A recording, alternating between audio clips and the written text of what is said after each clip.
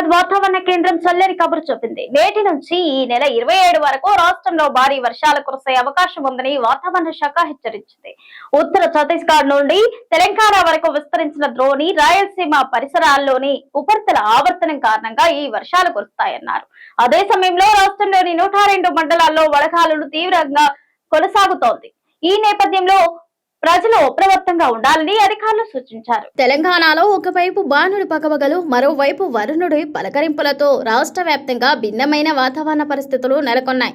తాజాగా రాష్ట్రానికి rain alert జారీ చేసింది. నేటి నుంచి ఈ నెల 27వ తేదీ వరకు రాష్ట్రంలోని పలు జిల్లాల్లో ఉరుములు, మెరుపులతో కూడిన భారీ వర్షాలు కురిసే అవకాశాలు ఉన్నాయని హైదరాబాద్ వాతావరణ కేంద్రం వెల్లడించింది. నైరుతి రుతుపవనాల గమనం, స్థానిక వాతావరణ మార్పుల నేపథ్యంలో ప్రజలు, రైతులు అప్రమత్తంగా ఉండాలని నిపుణులు సూచిస్తున్నారు.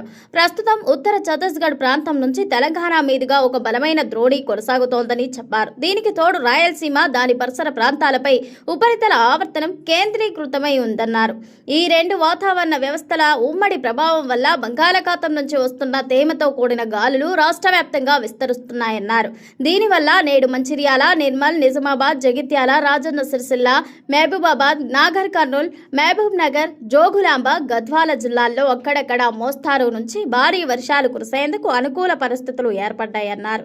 అయితే ఇదే సమయంలో రాష్ట్రంలోని మరికొన్ని జిల్లాల్లో ఎండ తీవ్రత, వడగాలుల ప్రభావం కూడా కొనసాగుతోందని హెచ్చరించారు. నేడు ఆదిలాబాద్, కొమరంభీం, ఆసిఫాబాద్, మంచిర్యాల, కరీంనగర్, పెద్దపల్లి జిల్లాల్లో పలు చోట్ల తీవ్రమైన వడగాలులు వీచే అవకాశం ఉందని వాతావరణ శాఖ స్పష్టం చేసింది.